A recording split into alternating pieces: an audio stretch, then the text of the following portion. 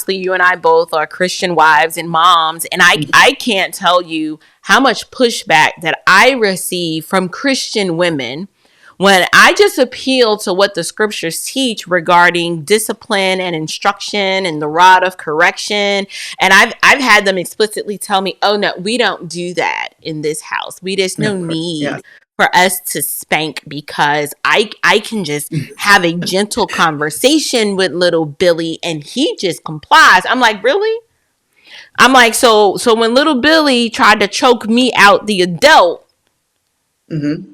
and I had to put my hands on him, like, little Billy is clearly the gentle parenting the Bible has given us in parenting. I'm not saying that, we need to be to the extreme and exercise physical assault on our children like their name is Kunta Kinte. That's not what I'm saying.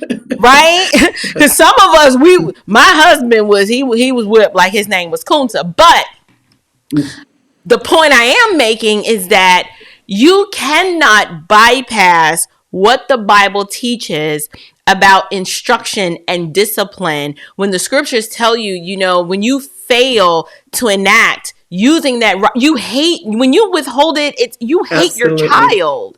That's a Hatred. form of Yeah. hatred. And some people refuse, they can see those scriptures, those black letters on white pages, and they will still rebel against it and be like, I just don't believe that. And then we're confused when little Billy has the teacher hemmed up in the corner trying to take her out. It's because we want to Yes. build a relationship versus recognizing Mm-hmm. that this child is unruly and undisciplined.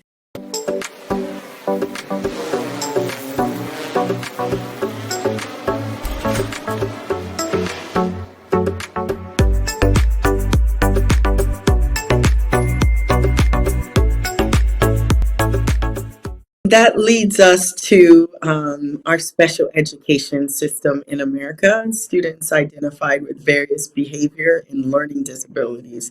So, according to the ADA, they're supposed to receive accommodations for their disabilities. So, let's say I have a student with Tourette's. Okay, Okay. I cannot penalize that student for anything that's a result of their learning disability. So if they blurt out curse words, and sorry, just to backtrack a little bit, we have this model of inclusion where that said student is included in the mainstream classroom with everyone. Okay. So, just to set the scene, so inclusion means those students with learning disabilities are integrated into the classroom. They receive modified assignments, and if they have a behavior disability, they get modified behavior plans. Okay, so let's just say I have a student with Tourette's and he blurts out curse words. And this could be, it's a valid disability, but sometimes people are over-identified with learning or behavior disabilities. We'll unpack that a little bit, They'll use but it to their advantage, right? they'll use it to their advantage. So if he doesn't like me, he will say B or say the F word several times in a lesson. Now, according to the law, I cannot discipline him for something that is a result of his learning disability. So we have this inclusion model, and I cannot discipline him for that. So he gets to call me all these words. He goes to the principal's office, and he gets the top of the line treatment. I understand it's part of your Tourette's. Here's your chips and drink. You go back to the classroom. So the other students see him come back to the classroom with him or her with no result, no consequences. They are more enabled or entitled than any of the other students on campus because of their behavior disabilities. So some of the parents that opt for a gentle parenting model, they get to a point where they can't control the kid. So that's when they say, "Oh, they might have they're on the on the what is it? Spectrum. On the spectrum. Yeah, they're on the spectrum, or they have ADHD." You'll see them say something like that. Um, most of the time, there are students with valid ADHD, but most of the time they're overdiagnosed, and either because their parents cannot control them, or there's also financial incentive for them to be overdiagnosed. If they could, if they're diagnosed with this disability and they apply for Social Security, it's SSI income for that child, they could receive up to $900 a month. Okay, Is that really so happening? Like people are that's applying for SSI for like yeah, ADHD? absolutely. Yes, absolutely. Some people go as far as they go to look up the symptoms of the said emotional or behavioral disability, and they will coach their child on how to present those characteristics so that that would ensure them to get that SSI check. So the schools also get extra funding because now they have to provide accommodations. So the schools get extra funding, the parents get extra money, and the teacher gets extra work, and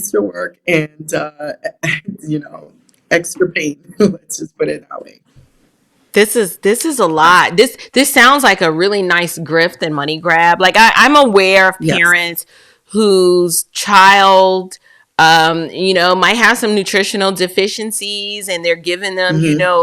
Red Lake 40, and when Yes. you are giving them these types of food, they present this type of behavior, but the parents are milking that and using it as a way to receive the financial benefits at the expense of the child. This is like really, really wicked. It's mind blowing. It's mind blowing for an outsider to hear what's going on in the school system. It really is, and so that leads us to the academic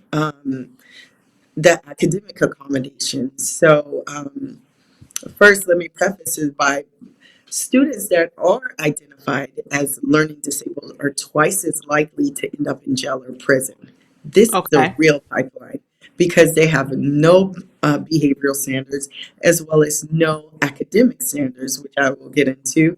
Um, that student, because they have been identified is either learning or behavioral disabled, they receive accommodations for their assignments. Now, if you have a When you learning say disability, accommodations, like what do you mean? shortened assignments. I shortened assignments meaning if I assign the students 25 problems, they're only to do 12 problems, okay?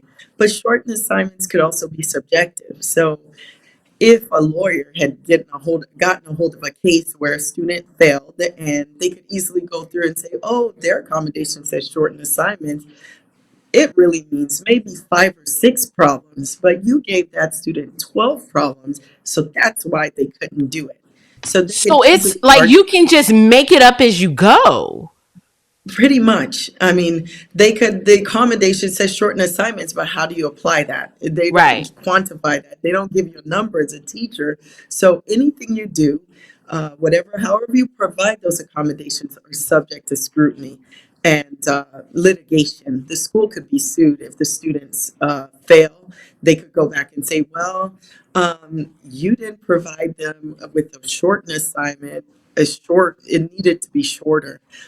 One counselor had me implement a plan where the student did not have to show their work.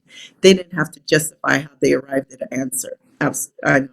So you And could just so, have cheated and gotten the answer from exactly. anywhere. Exactly. And it's a math, it's high level, it's algebra 2. You just can't come up with the answers in your head at that point. You have No. to demonstrate how you arrived at that answer. And the counselor or the social worker actually came up with that plan that this student does not have to demonstrate how they arrived at their answers. And so now the academic standards are compromised. So now you have students that are not really held to behavior standards. They could have a dual disability. They're not held to academic standards. So that leads them to crime. Pretty much that's their option, and they get away with whatever they want. And so we're seeing from the research that students who are identified in this program are twice as likely to end up in jail or prison. This is why the prisons are so full of Yes. individuals who've demonstrated miscreant behavior because this all they know. They were That's true. literally raised and indoctrinated to believe that they can do whatever they want. People will bow down to me and accommodate me because I'm special. Right. Exactly. Absolutely. This And when is I've gotten a hold of those students, mhm. and I have an administration that will support me in enforcing policies. I had students who never passed the uh, state assessment. And I was working with a really good principal, and he's like, you do whatever you need to do to get those kids to where they are.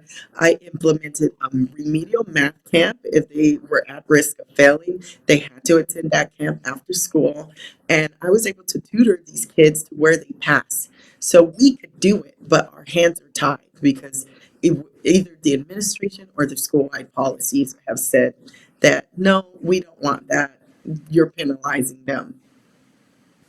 I've heard so many educators say our hands are tied, our hands are tied. And I really, up until today, didn't really understand what they meant by that. I was just like, well, why can't you just teach the way you want to teach? It's not even about your method. It's about all of the bureaucracy and the administrative red tape that prevents you from doing the basics, such as implementing consequences for them failing to do the basics. This is not sustainable. So if we're Christians, you've got Christian parents and they live in a community. Are you prepared to say that even in non urban context that these standards are still happening in suburbia America? Like, talk to me about. Yes. Yes. Well, when you look at the national scores compared to about 50 years ago and where America was compared to other countries, we have been realizing this decline across the board. In Okay. fact, look, I know some of them are over dramatized, but you see the man on the street interviews where they go to elite colleges asking them basic questions about the foundations of the country or math or science, and they can't answer it. And the colleges are seeing this now too. Colleges are offering more remedial courses, remedial in a college. I I just completely shocked by that. My thing is, if you're going to college, that means you're at the level to perform at a college level. So you're seeing them offer remedial classes, I mean, like basic classes on how to divide, how to multiply. That's being taught on a college campus. And so the students get frustrated on the workload of having to catch up when in fact they weren't told to begin with that maybe college is not for Not you. for you. So, Well, I can't but even say it's not even that college is not for them. They didn't finish high school. they didn't finish high school. Right. It's Exactly. like you put the cart before the horse. You're in college, but ma'am, you didn't even really go to high school. And so They did now, because they don't, I'm sorry, they didn't realize that they were in a grade inflation system where your grades are yes, artificially inflated. talk to me So about in that. their defense, so your curving is now mainstream. Curving used to be something where you're taking maybe calculus 2 and it's super rigorous and maybe the students didn't perform well on an exam and the teacher's like, I can understand that. We covered a lot of material. So you curve the test.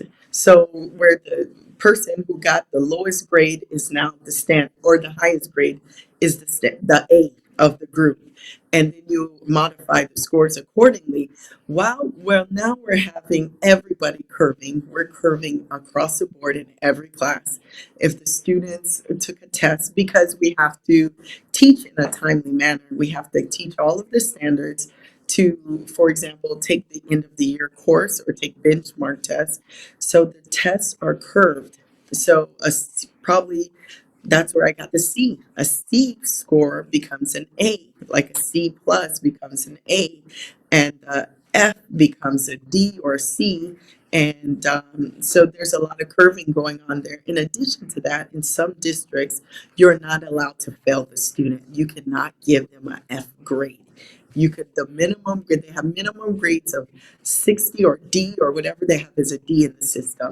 So that student has been, their head has been inflated like, oh, I'm really a C plus student or B minus student, when in fact you're not really, you're maybe like a D, C minus student. So you go to college thinking, okay, I did well in high school, I did or did okay, and they get to college and they're either failing, or some colleges have started offering like low tier degrees to accommodate to those students, to where uh, I'm going to be really exaggerating when I say this. Like, let's say there's a degree in basket weaving across the, something like that, or like sexual studies. I mean, these are not rigorous programs. They're like very low level programs. They're catering to the ones that probably shouldn't be in college to begin with, but they could walk away saying, I got a degree. And then that's where the frustration comes in. I got a degree, but I can't get a job. So something must be wrong with the system. And so then they become pawns in the whole, a cafeteria, like communism pawns or socialist Right. pawns in the system. They It's feel like all, I've been cheated. Yes.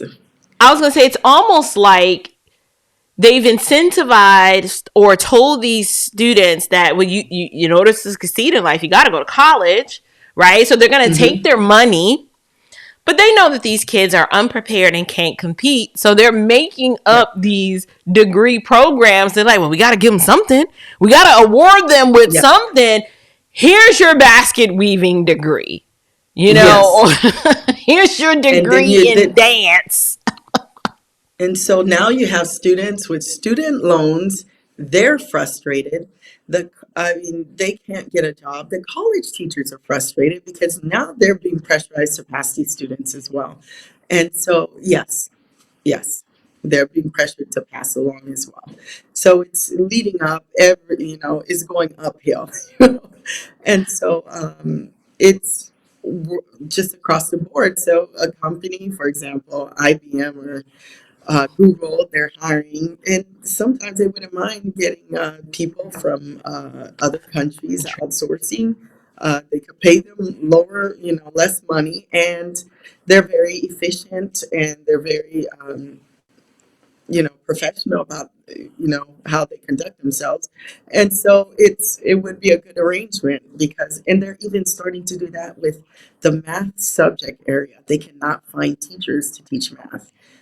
Number one, because of all the reasons why I described. Number two, uh, your typical high school math teacher has to take uh, 2 to 3 years of calculus to deal with what I just described.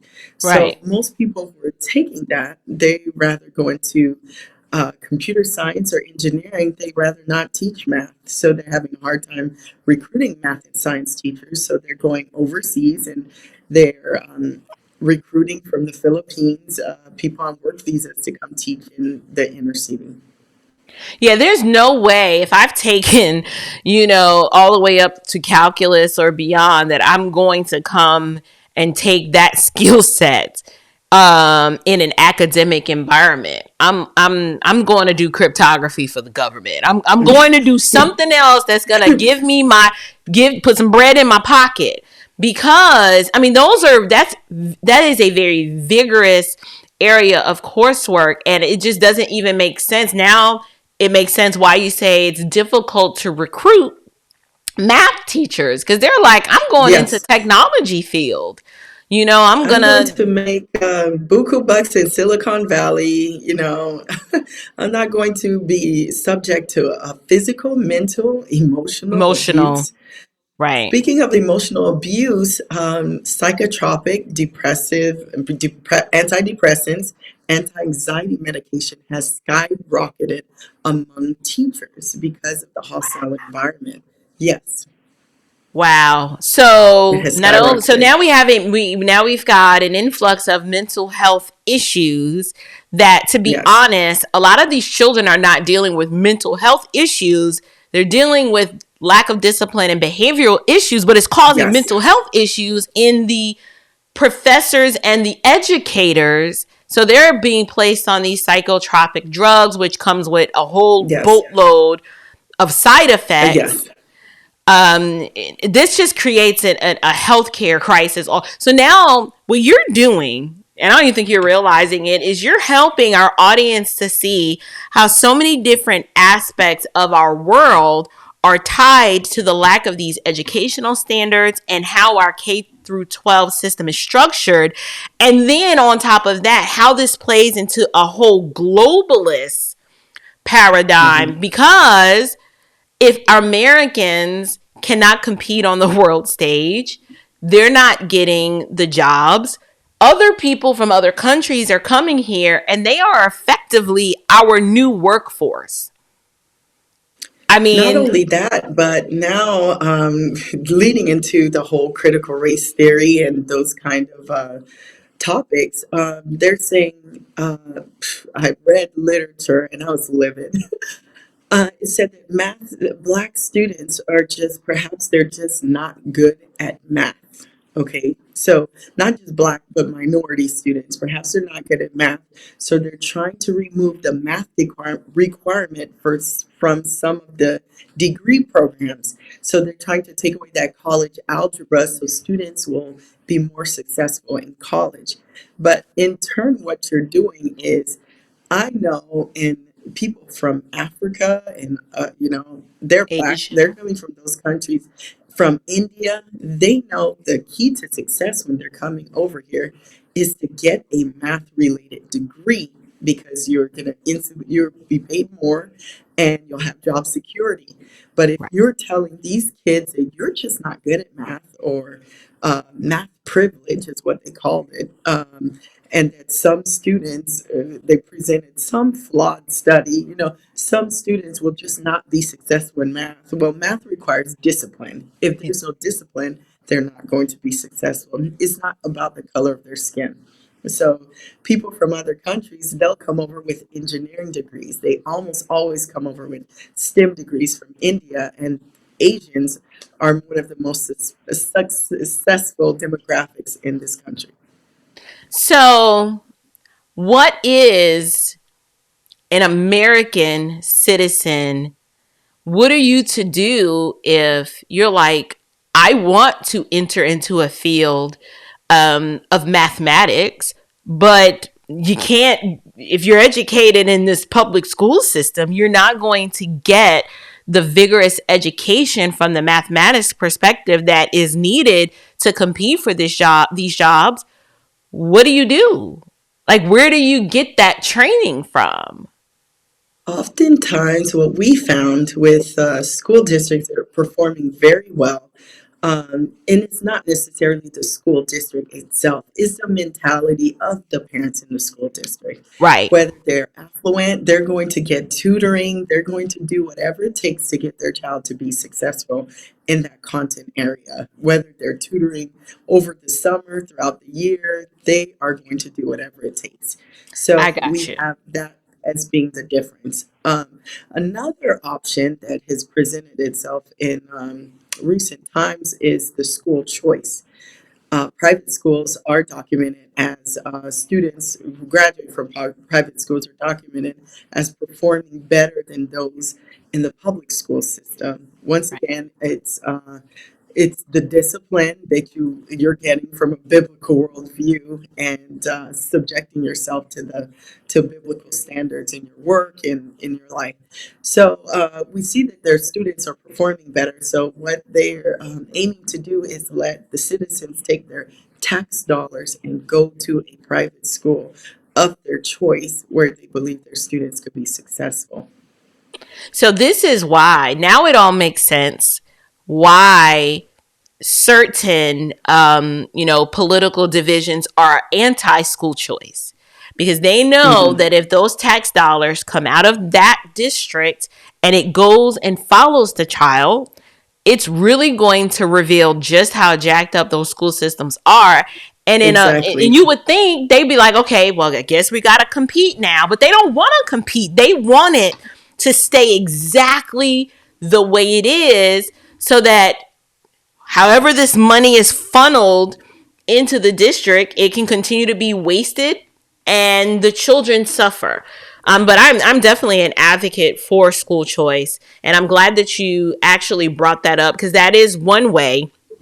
If people understood, if you push your legislators to support school choice initiatives, the children ultimately benefit.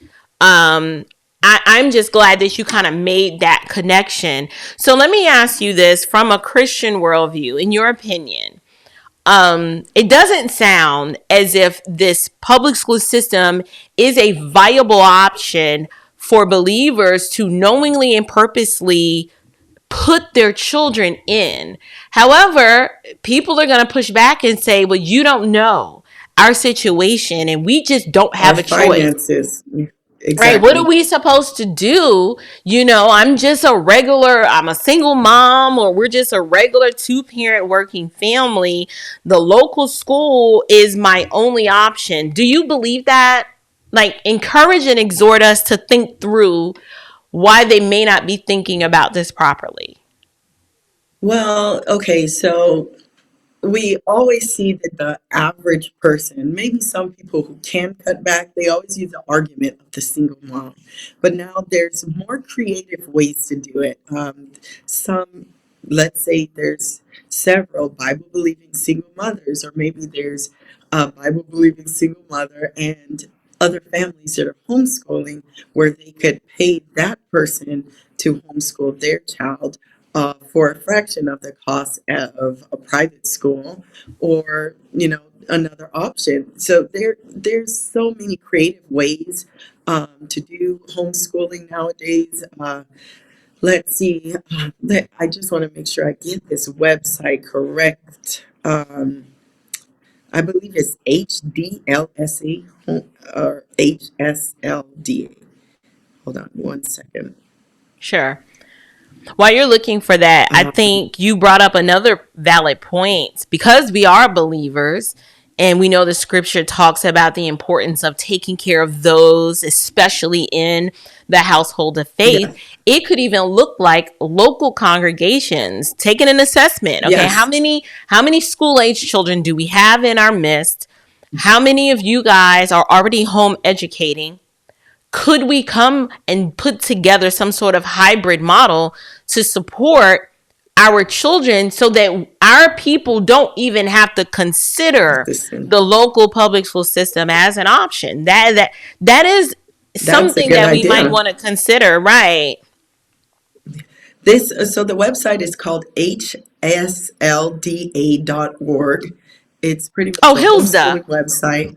Yes, so you can look up co-ops in your area, but they have very good resources on how to think out of the box. So if you're in a situation where you are financially limited and you can have access to a homeschool group to be a part of. So that's a really good resource for me. I read into it and I thought, oh, that is creative. But if we really, in Dave Ramsey, I follow him, but if you really think about it, there's a lot of areas where we could cut. We have to start cutting areas and prioritizing the mandate that God has given us as far as educating our children. So, if you're in a bigger house, think about, selling the house and downsizing.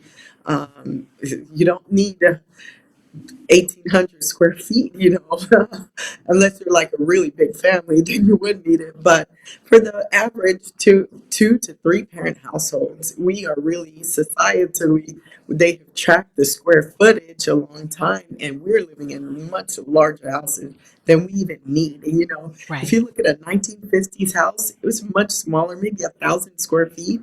And now we're thinking, okay, I can't live in anything under a 2,000 square foot house. So you really have to change the way you think, budget as much as possible, because this is more valuable than anything that you'll ever do, anything that you'll ever realize. You can't take your house to heaven with you. You can't take your cars to heaven with you. You can't take your degrees to heaven with you.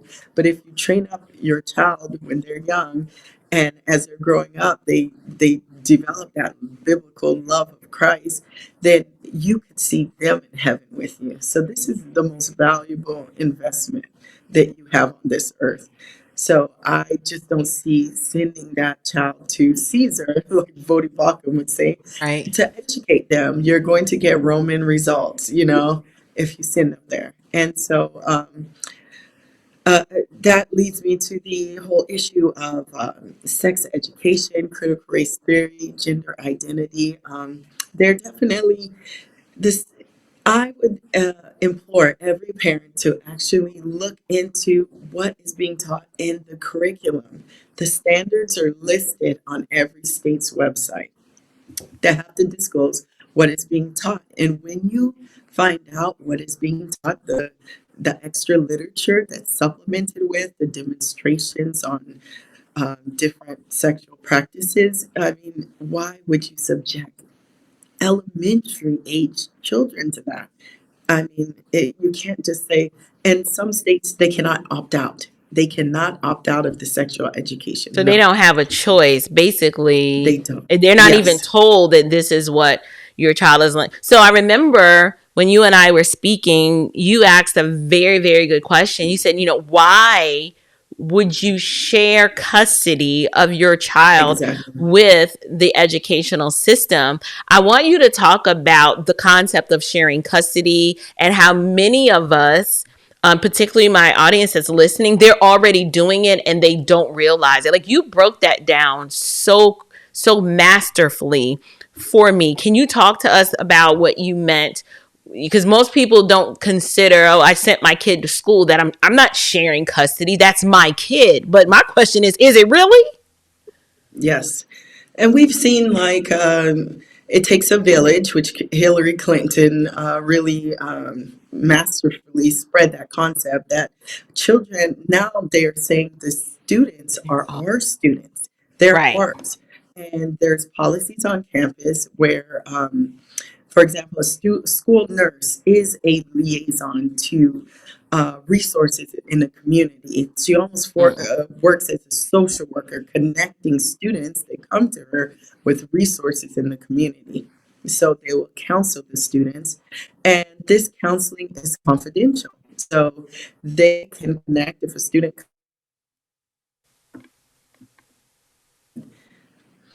to get resources or get assistance there. So let's just start with this.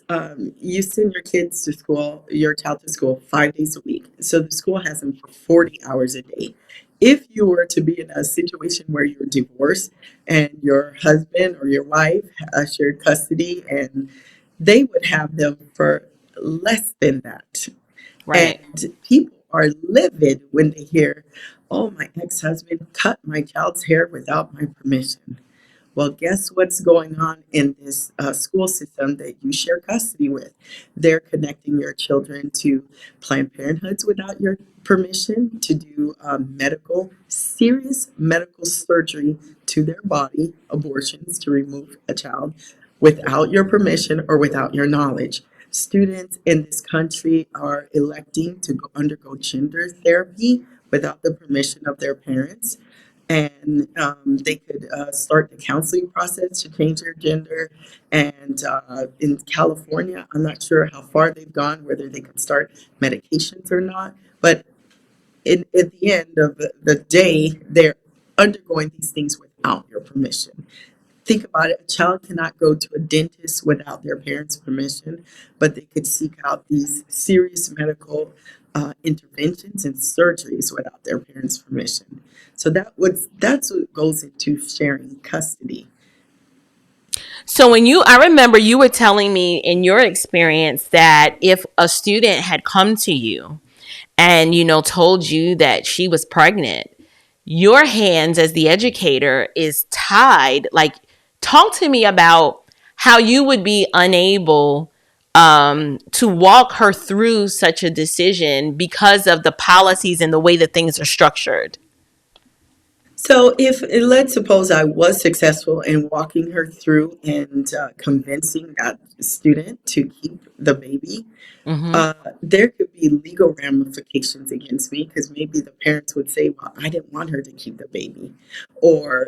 So we are bound to confidentiality. You're told not to get involved in these matters. Okay, so if a student tells you I'm pregnant and I can't get on the phone and call their parent and say, hey, they told me they're pregnant, you would just tell them, you refer them to the school nurse, and they would share that information with the nurse, and the nurse would connect them with not pro life pregnancy centers, they connect them with Planned Parenthood.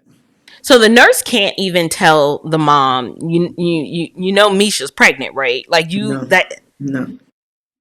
In certain situations, as child would be like, if my parents find out, they'll kill me or something like that. So the nurse is also bound to confidentiality. And there was a story not too long ago of a student that underwent, or she got an abortion pill, but they didn't check to make sure if it was an ectopic pregnancy. Well, she almost hemorrhaged to death. And that's the only way her mother found out that she had sought out an abortion during school hours. They will arrange for transportation, they will arrange for everything. Because according to the government, they're receiving funds from the government, and their funds are based on success rates. So they're looking for, the Planned Parenthoods are looking for success rates. They're not going to try to counsel the student to arrive at the best decision for them. They're always going to try to persuade them to get the abortions, to say, well, you're going to miss out on prom. And looking back, who cares about prom?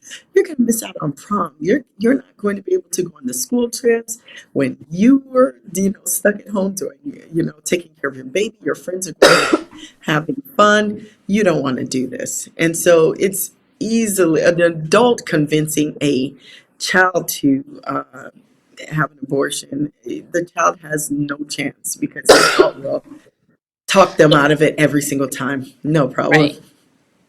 It sounds like parents are already sharing custody of their children Yes. with the school system. They just have not, they're not calling it that. Because I did not Yes. know that, if I go to my teacher and I tell her I'm pregnant, that she can't tell my mom. Like if I'm a mom, I'm like, so all of this is happening and no one told me. Now, granted, in Yes. my defense, it's like, why you don't know what's going on in your home? But I still, why is it that no one is telling me that my child's life is in danger? They are now usurping parental authority. And Exactly. this is another form of the government believing that it is God. They believe that they are supreme.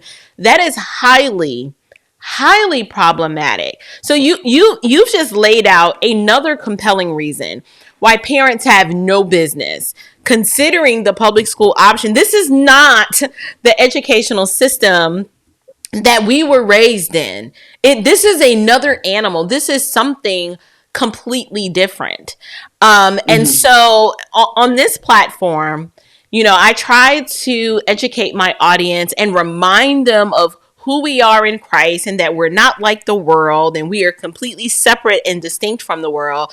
But it is also very challenging to get Christians, particularly Christian women, to reorient their worldview, because so many of them think like the world. They actually have a secular humanistic view of the Yes. world. They don't view something as simple as, well, how are you guys going to educate your kid?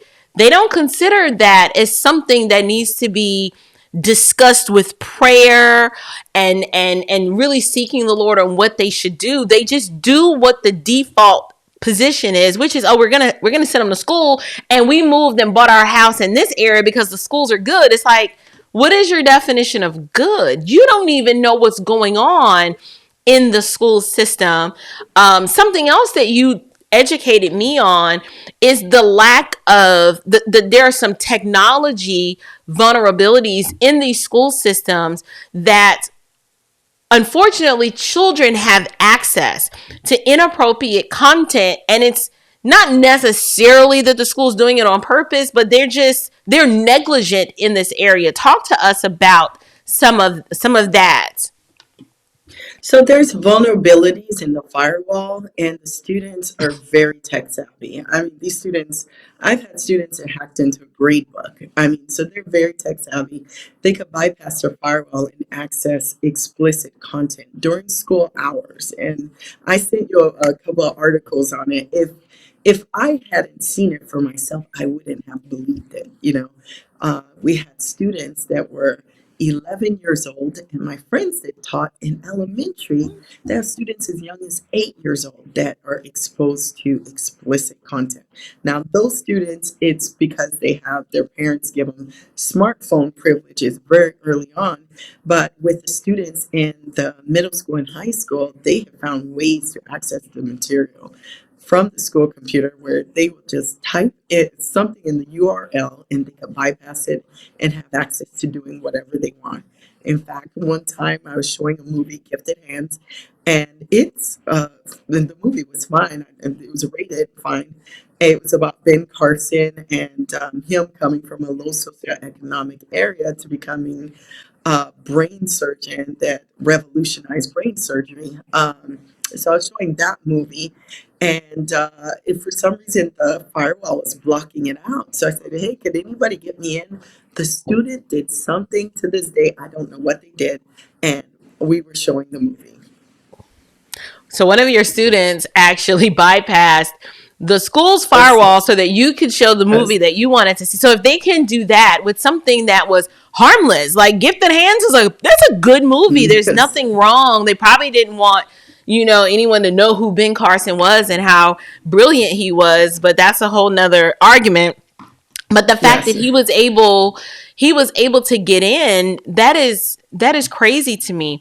So is there anything else that you want to pretty much blow the whistle on regarding what is going on in the school system to help our audience understand? I mean, because you're giving some pretty compelling reasons and some pretty compelling information as to why we might need to rethink how we're raising our kids and how we're allowing the school system that we just trusted and thought that they're going to be there and they're going to be safe, why Christians might need to be rethinking that. Is there anything else that you want to tell us that you think that would be useful for us to know? Some of the schools are physically unsafe. Okay, so just on a brief side note, I taught in Miami, and so I was just at my wit's end. I just said, this cannot be teaching. So I talked to a friend, and he said, why don't you go into law enforcement? So I actually trained to become a law enforcement officer. Really? So this Yes. is when you were thinking about getting out of education. Yes. So I thought about getting out of education, and it just wasn't for me. I don't think it's a really good environment conducive for females, Right. period. It's just not. So, but after having been armed and being in a situation where I could defend myself, my eyes are definitely open to the campus vulnerabilities. Okay. So if you're a parent and you are looking at a school, you just visit the school and walk to the front office. Well, just keep going and see if anybody will stop you. Nine times, I would say, well, not, I wouldn't go as high as 9 times, but it depends on the district. But most of the time, they won't even stop you. You'll have to stop, go back, look around, and you have to think, what if that is an assailant on the Right. campus? So they're physically vulnerabilities too. And that's not just limited to public education, but Right. any school in general. So I would just really think, ask the parents to look into procedures, like what do they have in place to keep the students safe? Are the teachers mandated to lock their classrooms? How do they approach visitors in the morning? Do they just not even acknowledge you? If they don't acknowledge you, that's a red flag. That means your campus is very vulnerable. Right. So that's something else to keep in mind. And but my first choice would be homeschool. We found that uh, even homeschooling, even if you have a high school diploma, because some people think, well, I'm not equipped, I don't have a teaching degree. You are more effective than a Harvard educator in the classroom. I've actually worked with a Harvard educator, and the schools are so unruly they couldn't glean any knowledge from that educator anyway. So Right. you have one-on-one undivided attention, or even if you have several children, you have their attention, and you could be more impactful and effective than even those with very credentialed teachers, Right. and you could make more impact in your child's life. And Just going back a second to where you said it wasn't as bad when we're in school. That is Right. true. But through my time, so after I taught, well, let me develop that for a second. So I taught until about 2016, 2017. Afterwards, I went to work at BJU Press, a Christian Mm. publishing company. So in the back of my mind, I was thinking, well, I do see the argument for a Christian biblical education. I love that. But is it really that harmful? And just to go back and think about what we learned about, okay, so we did learn about Darwinism in that point in time. So that already divides our thought between the seventh day creation and what they're teaching as far Right. as, Evolution. the evolution. And then someone pointed out, like, we learned about teen suicide in school. If you've read Romeo and Juliet, Juliet. you've read a story about two teenagers rebelling against their parents and committing suicide. Right. This is taught in public school. Right. And I, so when you I put and it I that way, read I'm it like, and didn't even look at it like, this about and teen didn't even think suicide? about it like that. Didn't even think about it like that. But what do kids tend to do in that time period? They rebel against their parents because they have a romantic interest. So that's Right. already, oh, sorry, I spammed the computer.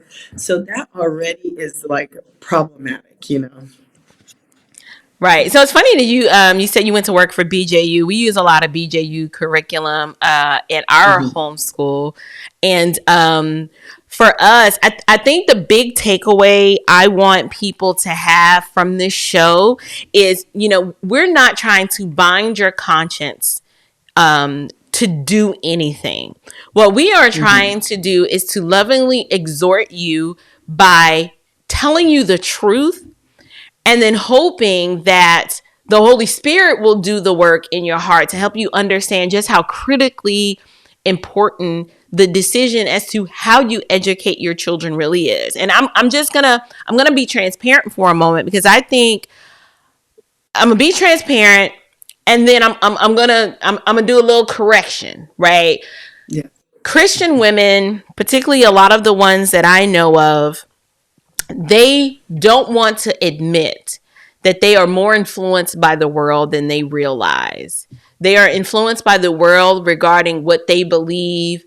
Well, we have to educate this way because we want them to get into the best school, or, sports is really important to us. So therefore, we've got to send them here. And they're not realizing that they're shirking their responsibility to train and disciple their children, and they're putting it off on someone else because they have an agenda or they have an idea of what they want their lives to be like, instead of saying, Lord, what is going to honor you and bring you glory and be what's good for our children.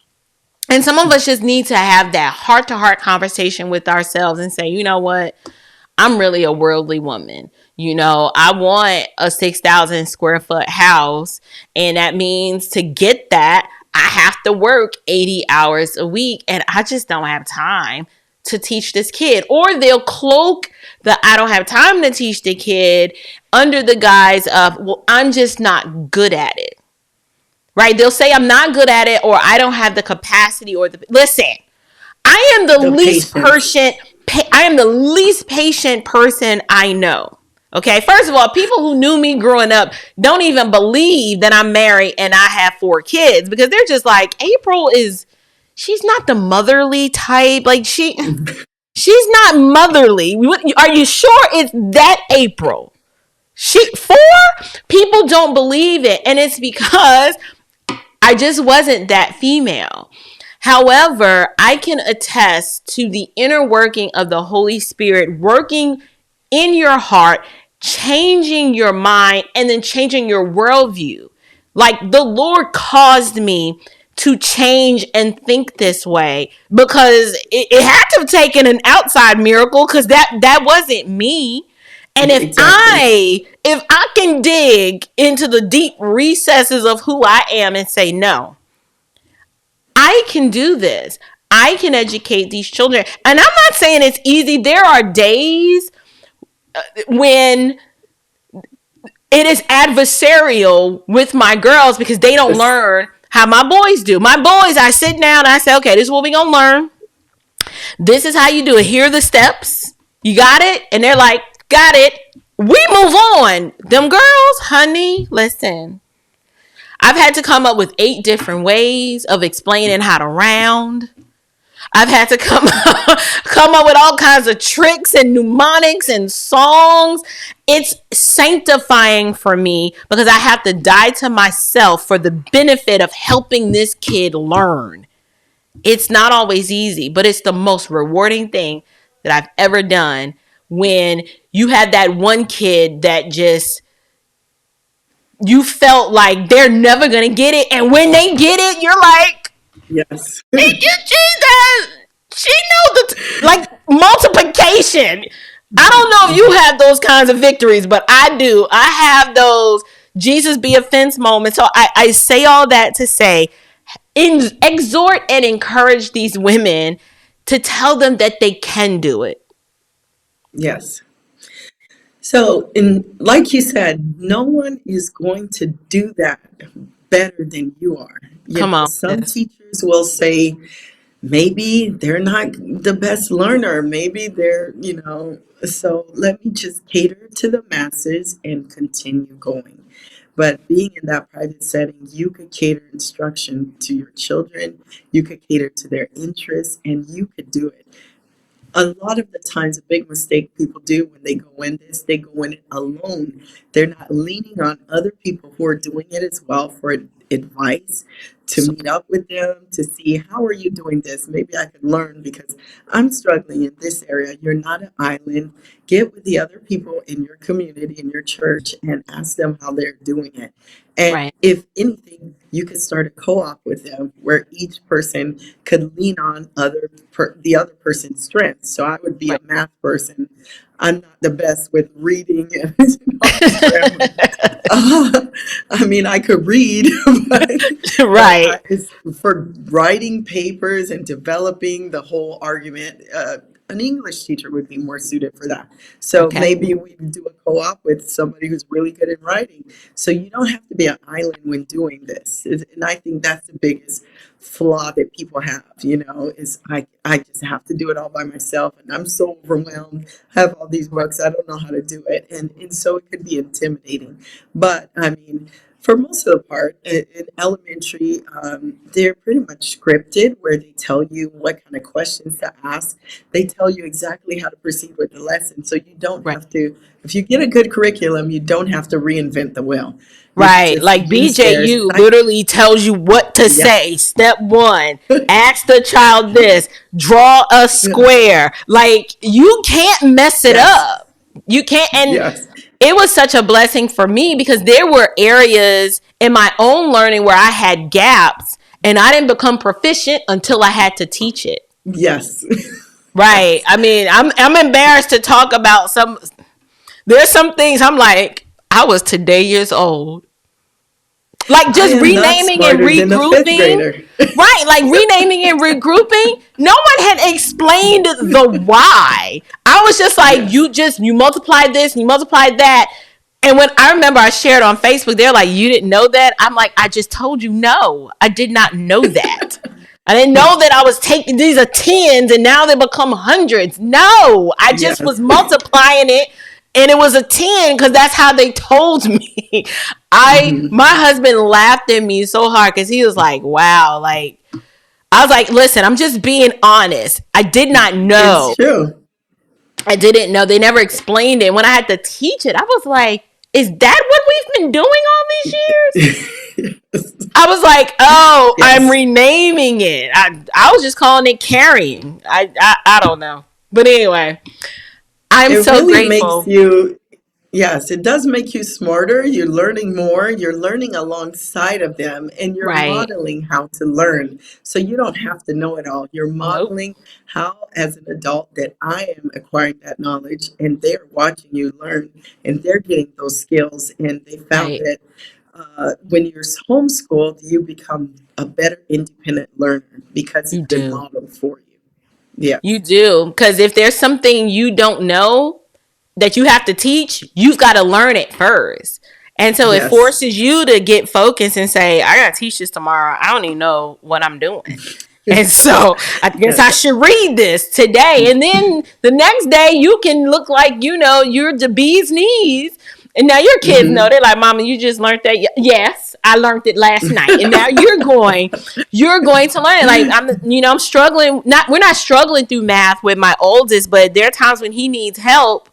um, he was taking this class where he had to learn about tax liability, and I was like, "That's how they calculate the tax liability." I never knew that. I thought if you were Yeah. in the 15% tax bracket, you just pay 15% of whatever it is the tax. No, that's Mhm. not how it works. There's like levels to it. I had no idea. And so we learned that together, and it was a beautiful bonding experience. And I'm enjoying the journey, even though there are days where I'm just like, class is over. I can't. Just go play. Go do something else because I got to get my life together. But I'm sure you've had, days like that too. But it's rewarding Yes. because our children are worth it. Yeah, I taught my own, my own child to read. I went through the whole process, and believe it or not, I was intimidated. I had just taught high school math. I have never taught elementary school. So to Really. teach, to go through the reading, I said, can I teach somebody how to read?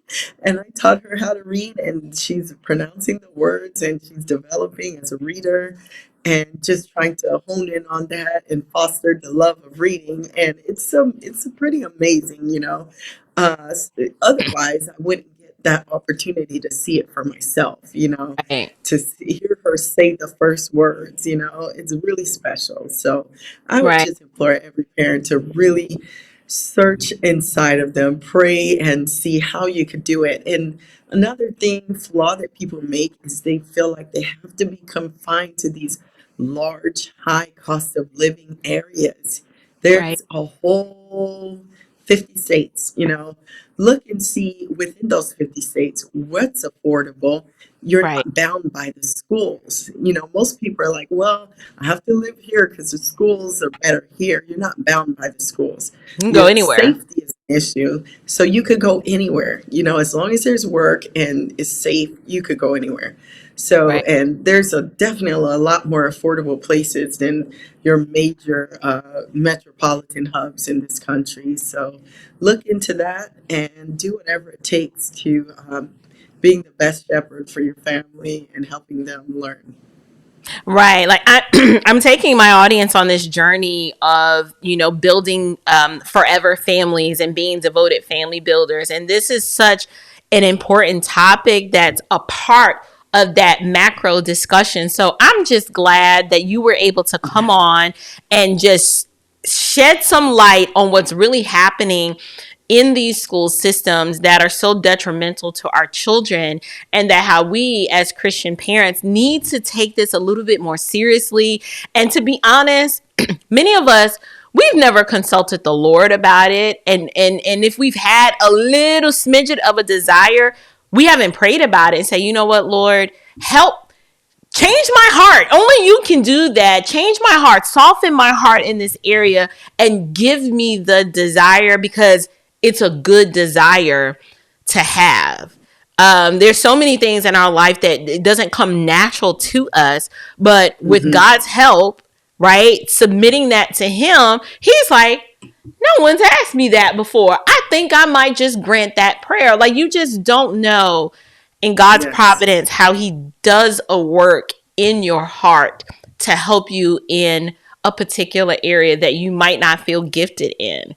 And so, Sarah, do you have any Absolutely. final thoughts for our audience before we go? No, that's just about it. I just really want people to become the main stakeholder in their child's education. These are their formative years. And so Right. that's why the world wants to get a hold of them in their formative years so they could shape their worldview. And Mm, you want to get a hold of them in their formative years so you can help them to develop that biblical worldview that when they become adults. it would impact how what decisions they make, how they vote, how they Mm. conduct themselves, and the type of adult that you want to be proud of. I would feel super sad, and I remember reading about some of the prophets where the kids were just not really on the same page, and it just broke my heart to be a servant of God and to see your children be led astray and to take them to a place that is actively working to lead them astray is really heartbreaking. So try whatever you could do, just try and try to think out of the box, maybe working alternate shifts, whatever you could do to try to think creatively and take be the active stakeholder in your child's education. Right. No one said it would be easy, but no, and it's not impossible. So we've got to be sometimes willing to embrace the hard for the benefit of the family. So thank you so much, Oh, Sarah. one What? Go more ahead. thing, one more thing. Yes. Um, you don't have to model it like school day. So Right. many people think, okay, where am I going to find 8 hours to teach my child? You When in don't. fact, in the younger years, you probably need an hour to an hour and a half. In middle and high school, you need 4 hours. It's your Right. focus on the four main subjects. So, um, and of course, Bible time, etc. But you're definitely educating them for a shorter period of time than the school system would be. Right. Homeschool is way more efficient. And Yes. I've never, now some of my kids have spent 8 hours doing school, but that's because they just weren't doing school. So we get that, but the efficiency of it, I know parents who, like you said, work alternate shifts, and their kids are up at 6 and they're finished with school by like 10 in case a parent is Wow. working Yes. 11 to 7. Or there are some parents Oh, that are okay. doing That's school awesome. right from 3 to 7, or some, like for example, our family, we homeschool all year round, Yes. because we're Same. self-employed, and there are times when we have to take breaks that don't coincide with everybody else's break. So I I see. need the summer to make up for lost time. And plus, Yes. summer breaks don't work well for our family because our kids, if they took 3 months off, absolutely not. And I need Absolutely the not. structure. I also need the structure. I found that sitting at home and, having, no active instructional time, it's just more time for misbehavior. So Right. It's I need the idleness. structure. They need to work. So like my two Yes. oldest, they have jobs. Some y'all need to be busy doing something. So there's Yes, so many different absolutely. ways that it can be done or that you can do it. And so there was just one other question that I wanted to ask you, and I'm trying to remember exactly. Oh, Sure. I remember when I was talking to you and you were telling me about how when you decided to actually leave the system, did you have moments as an educator where you're like, if I continue to stay here, eventually my Christian witness and I'm gonna be compromising. I gotta go. Because I can Yes. see there's so many possible scenarios, particularly now with gender identity, where if you're the teacher, if you don't comply and affirm that this student's a cat today, or next week they might be a ferret, that it's putting you in a position where you have to deny observable reality and lie. How Talk to hmm us about, as a Christian, how that may have been an issue for you, or you could see how it was going to be, or it was. Well, I had never really dealt with the whole gender identity during my tenure. I had one student who was questioning her identity. She asked me to refer to her as her preferred name. And I just told her that no, if it's not in the grade book, I'm not going to call you by that name. I'm not Wow. comfortable with that. At one point, I even witnessed to her. I mean, that was in another time. If it Yeah. was Last year, the ACLU would have gotten a hold of me. I would have lost my job. I would have had a major lawsuit against me for causing emotional distress on that student. So I kept You that cause the as, emotional distress, not that they're yes, already in some type of no, emotional distress. you're Wow. causing the emotional distress by identifying them as a gender that they do not feel like they align with. So, yes, it would have been a huge situation. And unfortunately for us, the administration had backed us. They said she could not use a restroom of her preferred gender. She had to use the restroom of her birth gender. Right. But for myself, the conflict came with what they were asking me to do, passing Right. kids that shouldn't be passed. That's when you're like, this is wrong. You know, this every Christian feels conflicted in that scenario, but it's a hard situation because this could be the only opportunity where they see a salt in the mist. So if every Right. teacher said, you know, this, I can't do this, you know, it conflicts with my morals, then there'd be no Christian people witnessing to them. And you Right. don't explicitly witness, but they see something that's different than you, and they might implore or they might ask, are you Christian? And you say yes, and then they observe your conduct, you know. And so that person wouldn't be have access to, you know, being the salt in that scenario. You know, Right. obviously you're not doing things that will break the law within your school, but if they ask you to do something, you have to come. I came to the conclusions what that's their standards, you know. I didn't feel it was right. I know it's Right. not right, but that was the standards that they set for themselves. But it's definitely these teachers now. I really my heart goes out to them because um, you think about it for myself, I could have gone rogue, could say my husband's working, I'm out of here, you know. Right. But if you're the husband and you're the breadwinner for your family and your back is pushed up against a wall, then they might have to concede, or I don't know. So a friend of mine who's in that scenario, he said he just called her by the preferred name, but he wouldn't call her by The he pronoun. or she or use those pronouns because Right. if Caitlyn Jenner changed his name to Caitlyn Jenner, then you could call him And Caitlyn. That's Caitlin. his name. Yeah, but which this will probably be, That's but crazy.